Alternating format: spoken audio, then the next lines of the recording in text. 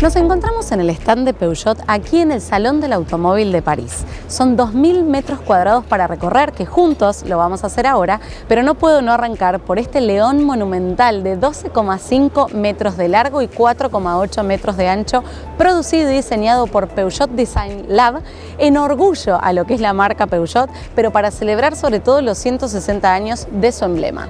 La transmisión eléctrica y el futuro no tienen por qué borrar 120 años de historia. En este caso estamos ante el concept elegido por todos los periodistas como el más lindo y el mejor de todo el Salón del Automóvil de París.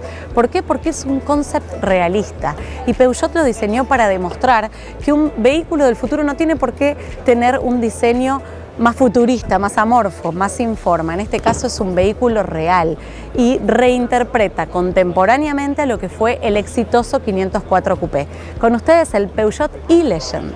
Es un vehículo autónomo, conectado, personalizable y 100% eléctrico. Como les decía, es la interpretación contemporánea de los rasgos del 504 Coupé con una silueta ligera, atlética, afilada y sensual. Tiene un habitáculo con amplias superficies acristaladas. La firma luminosa de los faros delanteros y traseros retoma las tres garras del león que hemos visto en autos clásicos. Por otro lado, ofrece 4 modos de conducción, 2 autónomos y 2 manuales. Y la pantalla es curva frente a los ocupantes. El sistema iCockpit, que ya estamos acostumbrados a verlos en todos los vehículos nuevos de la marca, tiene muchas más prestaciones que los anteriores para lograr en este caso una conducción inmersiva y personalizable. Dejamos el deseado e-Legend y nos acercamos al sector Plug-in Hybrid. Esta es la tecnología híbrida que ofrece Peugeot y que arranca haciéndolo en el 508 y el 3008. Estamos hablando de Hybrid e Hybrid 4. Son 225-300 caballos, 2 o 4 ruedas motrices y 4 modos de conducción. Recordemos que el objetivo de la marca en 2020 es empezar a traer algún vehículo electrificado por año en Argentina. Y mientras nos acercamos a las novedades de Peugeot aquí en el Salón de París, podemos disfrutar de la completa gama de Sport Utility 2008, 3008 y 5008 para todos los visitantes. Ahora tengo a mis espaldas la Peugeot Rifter, que fue presentada en realidad en el Salón de Ginebra hace unos meses atrás. En realidad la novedad que hoy tenemos para ofrecer en el Salón de París es este concept 4x4 de la Rifter y, por cierto, bastante aventurero, pero quiero contarles un poco acerca de este vehículo, que es el que vendrá ya confirmado a Argentina. Todavía no tenemos fecha, será a fines del año que viene o principios del próximo, pero será un vehículo muy importante que nos vendrá a complementar nuestra gama. Tiene una silueta dedicada a la aventura del día a día. Tiene un estilo robusto, como podrán ver, y es muy elegante. En cuanto a la tecnología iCockpit, que como les decía nos tiene acostumbrados la marca Peugeot, es en esta ocasión para una conducción mucho más intensa. Ofrece resistencia y durabilidad y viene en 2 tamaños para 5 o 7 asientos. Y por último llegamos al escenario, y si estamos en el escenario es porque son los vehículos más importantes que la marca está dando a conocer aquí en el Salón de París. A mis espaldas, el 508 Station Wagon, el SW. Este por ahora no llegará al país, pero sí el 508 Berlina, que como podrán ver es un vehículo muy deseado por los argentinos, lo están esperando. Todavía no tenemos fecha de llegada a la Argentina, pero va a venir. Estamos hablando de esta berlina, como les decía, muy deportiva y elegante a la vez, y que ofrece muchísima tecnología, confort y seguridad para todos los clientes que quieran disfrutar de ella. Es una berlina de sensaciones de conducción intensas y expresión de las ambiciones de la marca. Tiene un diseño impactante y conjuga elegancia deportiva, pero con un gran sentido práctico. Tiene una gran habitabilidad, tiene un amplio baúl, excelencia en las suspensiones y una tecnología de última generación del Peugeot iCockpit. Hasta aquí todo lo que Peugeot tiene para ofrecer a todos los visitantes del Salón del Automóvil de París. Un stand donde el claim Motion and Emotion están más que clarísimos.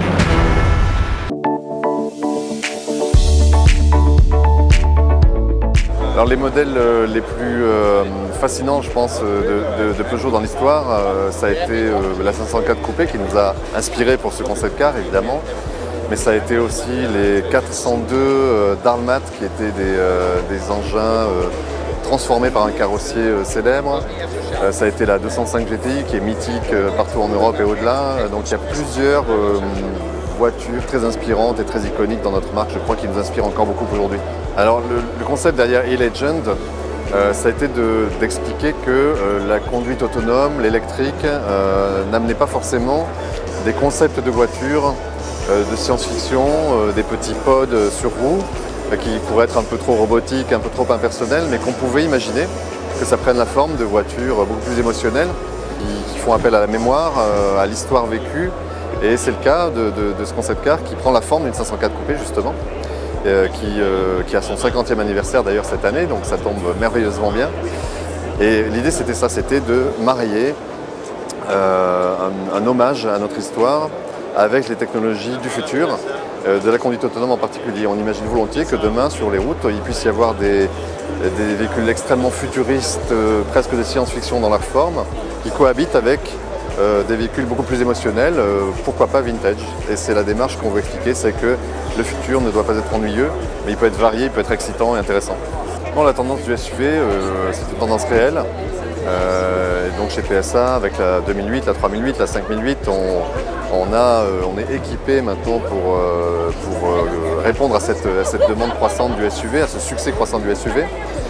Mais il n'empêche que d'autres silhouettes existent et d'autres clients restent encore fans et désireux de silhouettes alternatives. Et quand on a conçu la nouvelle 508, le segment de la berline du D était attaqué par le SUV et on s'est dit eh bien, il faut changer de paradigme dans la berline du D pour la rendre intéressante, la garder, la conserver intéressante. Et donc on l'a dynamisée énormément, on l'a compactée.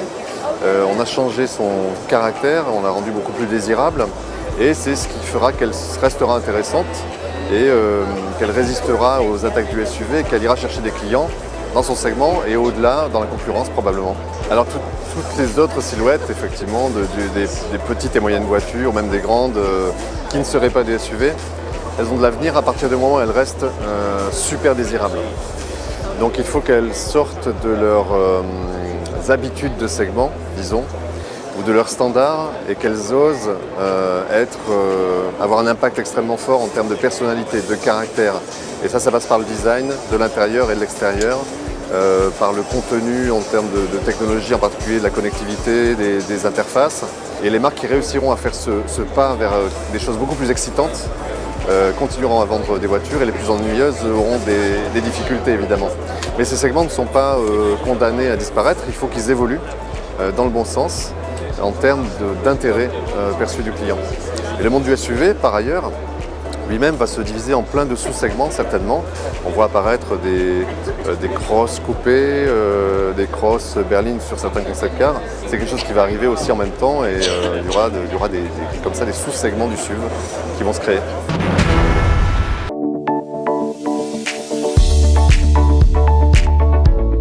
Nous avons développé une stratégie de plateforme multi-énergie, c'est-à-dire que sur la plateforme EMP2, qui est une plateforme mondiale, nous avons intégré une technologie hybride rechargeable, c'est-à-dire associer un moteur thermique, essence, PureTech, 200 chevaux, avec, pour les véhicules 2 roues motrices, un moteur électrique de 110 chevaux, logé dans une boîte de vitesse automatique à 8 rapports, le tout connecté à une batterie de puissance qui est logée sous le siège des passagers. Nous avons également développé dans une architecture modulaire des versions 4 roues motrices que l'on va retrouver sur 3008. Et pour cette version 4 roues motrices, en complément du moteur essence et du moteur électrique à l'avant, on va trouver également un moteur électrique à l'arrière du véhicule qui est intégré dans un tout nouveau train multibras. Les deux moteurs électriques sont connectés à la batterie de puissance. Cet hybride rechargeable peut fonctionner en tout électrique avec une autonomie jusqu'à 50 km, ce qui permet de couvrir les usages quotidiens de nos clients. Et bien sûr, il offre en permanence la liberté de circulation puisque à tout moment, on peut aller où on veut, quand on veut, grâce à la chaîne de traction hybride. Pour l'usager, ce sera totalement transparent à l'usage. Le véhicule pourra partir en mode tout électrique, zéro émission, au démarrage, à partir du moment où la batterie est chargée. Et à tout moment, il sera possible de basculer sur un mode hybride, soit quand la batterie est vide, soit quand le client le demandera. La recharge est extrêmement facile. Il y a deux manières de remettre de l'énergie électrique dans la voiture. La première manière, c'est en roulant. À la décélération, les moteurs électriques du véhicule viennent transformer l'énergie mécanique de la voiture en une énergie électrique et la remettre dans la batterie. À l'arrêt, grâce à une simple prise de courant, on pourra recharger le véhicule de manière extrêmement facile, en moins de 7 heures sur une prise domestique et en moins de 2 heures sur une installation dédiée de type wallbox. Pour le groupe PSA, à partir de 2019, tous les nouveaux véhicules qui seront lancés sur le marché auront des véhicules électrifiés.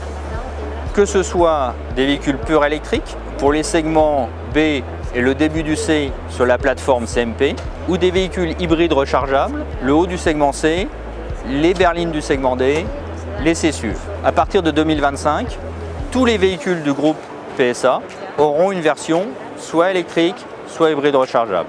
Les lancements vont commencer en Europe et en Chine principalement, et ensuite va progressivement se répandre pour pouvoir avoir une couverture mondiale.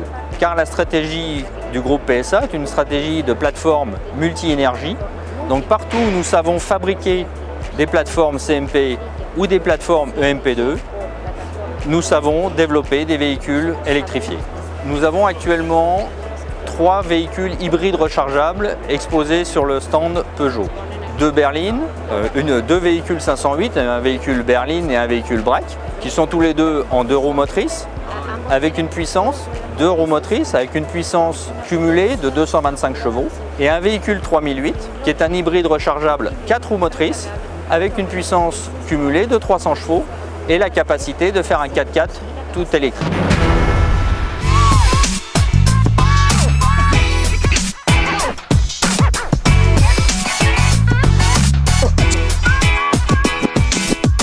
Encontramos en el stand de Citroën en el Salón del Automóvil de París. Un stand realmente maravilloso y muy inspired by you. Ahora se los voy a ir mostrando, pero como vamos a ingresar, lo que quiero presentarles primero es el concept que está presentando la marca, que es el nuevo SUV C5 Aircross Hybrid Concept. ¿Qué es lo que quiero contarles de este híbrido, de este concepto híbrido? Que el objetivo de la marca en 2025 es tener toda la gama de modelos con alguna versión electrificada, ya sea híbrida o eléctrica. Esta es la gama actual que la marca vende en Europa. Por otro lado, aquí tenemos el C4 Space Tourer y Gran C4 Space Tourer, que también comercializamos en nuestro país, en Argentina. Y por otro lado, aquí tenemos la gran estrella del stand. La estrella, el lanzamiento más importante de Citroën aquí en el Salón de París es el nuevo SUV C5 Aircross. Este SUV C5 Aircross, que aquí tenemos en la plataforma mayor, es un vehículo que ya está confirmado, vendrá a la Argentina, todavía no tenemos fecha, será a fines del año que viene o principios del próximo, pero concretamente lo importante de este vehículo es entender hacia dónde va la marca. Los Sport Utilities son clave para Citroën y realmente vamos por ese camino.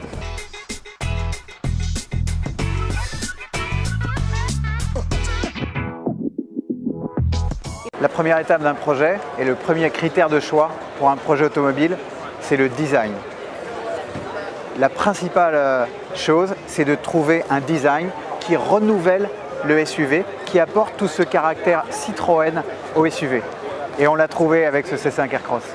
Le focus du design, c'est tout d'abord de lui donner une attitude, une posture complètement unique, avec beaucoup de force sur l'avant et en même temps ce family look avec toute la nouvelle signature de Citroën. Et puis sur le latéral, vous voyez ces petites ponctuelles de couleur rouge, eh bien c'est ce qui donne de la personnalité, c'est ce qui donne de la gaieté, de la fraîcheur à ce SUV très Citroën. Eh bien tout simplement, ce SUV est une Citroën unique par son design, unique par son confort, la référence du marché, et unique aussi à l'intérieur, puisque cette voiture va offrir à l'intérieur 3 sièges individuels en partie arrière et tout simplement le plus grand coffre de son segment. Alors c'est un SUV qui sera doté de toutes les dernières technologies, notamment en matière d'aide à la conduite, pour une conduite toujours plus facile, toujours plus sereine.